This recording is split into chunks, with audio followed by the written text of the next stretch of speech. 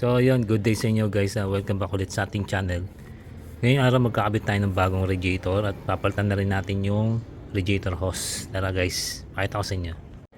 So ito guys yung ikakabit nating radiator. Ang Uma Racing. Yan. Pwede sa NMAX, pwede rin sa Aerox. Ayan. Buksan natin guys. Ayan guys, meron siyang Uma Racing na sticker. Then ito yung pinaka-radiator.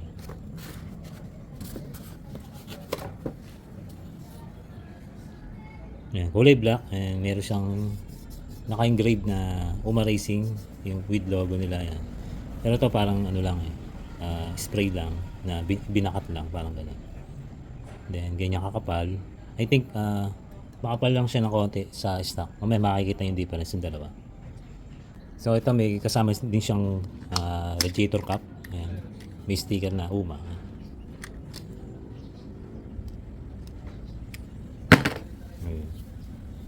Then ito pinaka drain plug niya. Then dito yung mga sasalpak na bolts. Ayan. Bali 4 na piraso.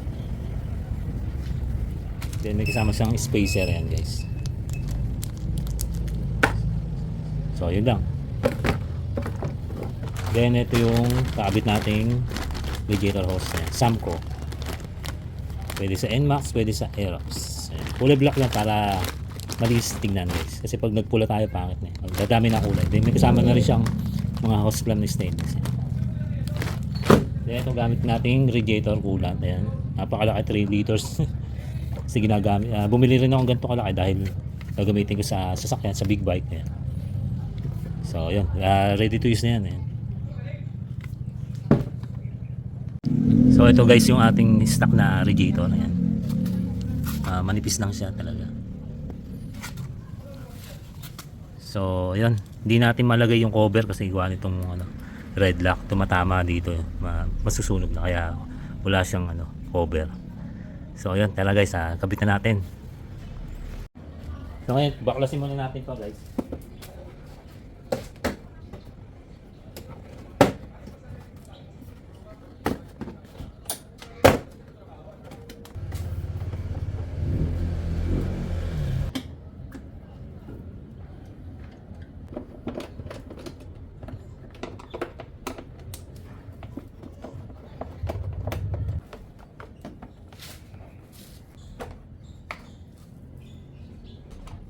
Ito guys, tatanggalin natin to para dun sa clamp ng hose.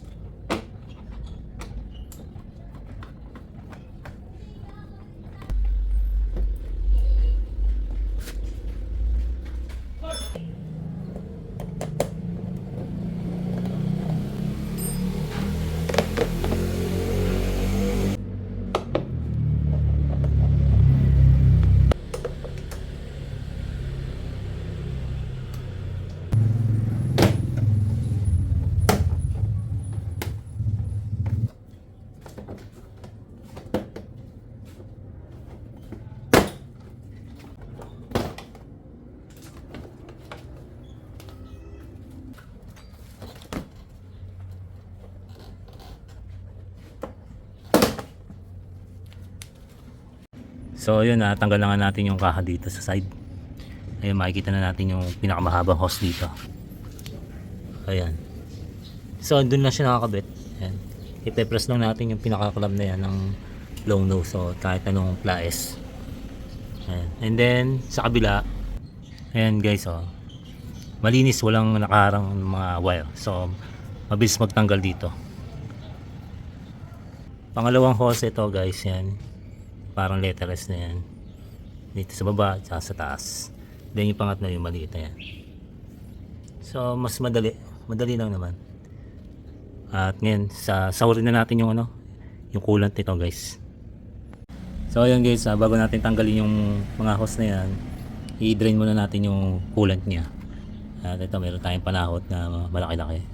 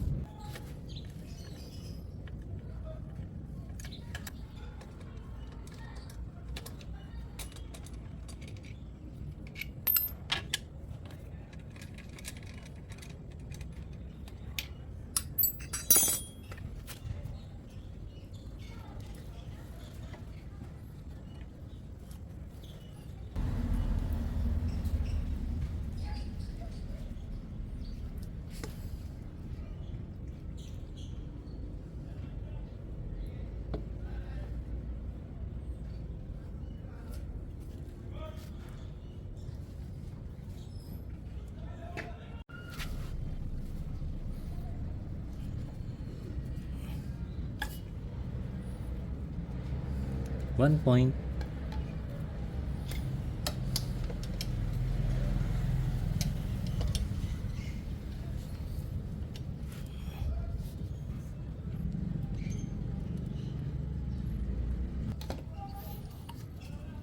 Oh. 2 points.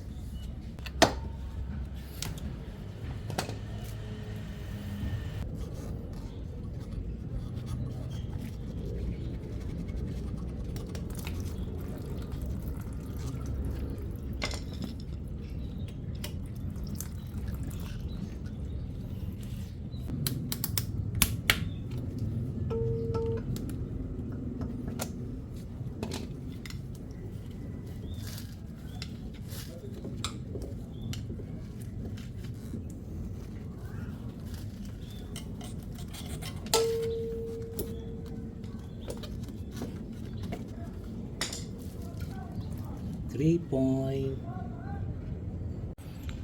So ayan, natanggalan natin yung radiator guys. Then yung tatlong radiator hose. Ayan yung itsura ng ating dito sa may magneto ba to? Tama, magneto. Pinakapan niya yan. Then yung suksukan ng mga radiator hose. At yun nga yung kulan, kulay blue. Parang dark blue, parang ganun. So ngayon ikakabitan natin yung radiator na UMA. Let's go! So bago natin ikabit to guys, pakita ko muna yung pagkakaiba ng dalawa. Ayan. Then sa kapal niya. Ayan. Makapal ng konti yung UMA. Ayan.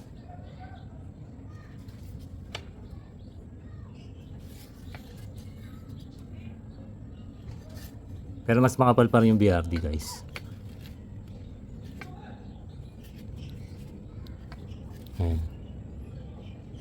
So yun, ikabitan natin to guys. May ano natin kabit yung radiator guys. Ito muna yung radiator hose para madali-dali.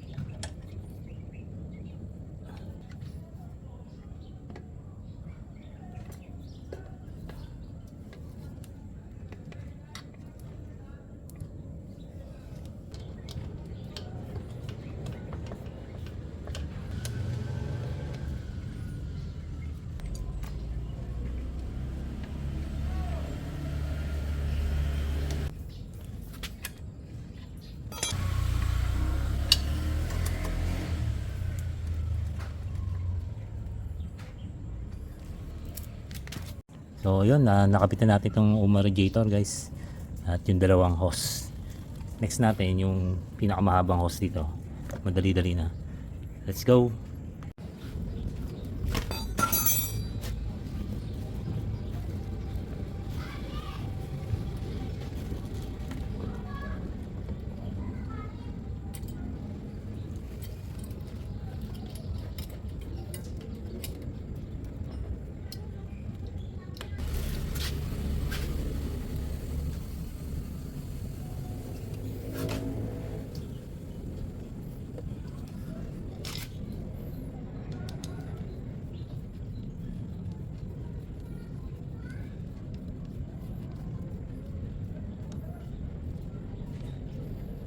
Alright. Ayan guys, kompleto na yung hose niyan. Inaikabit na natin yung mahabang hose sa loob. Then ngayon, maglalagay na tayo ng coolant. Ito, Prestone coolant, ready to use. Laki guys. So yung mga clamp ng hose, na higpitan na rin natin guys.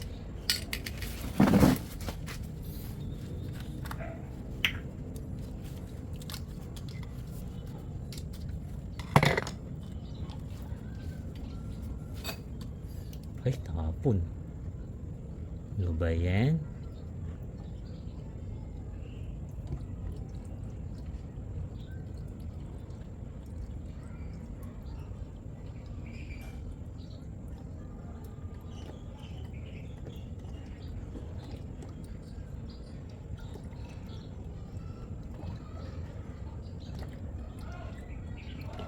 Kulay green siya guys.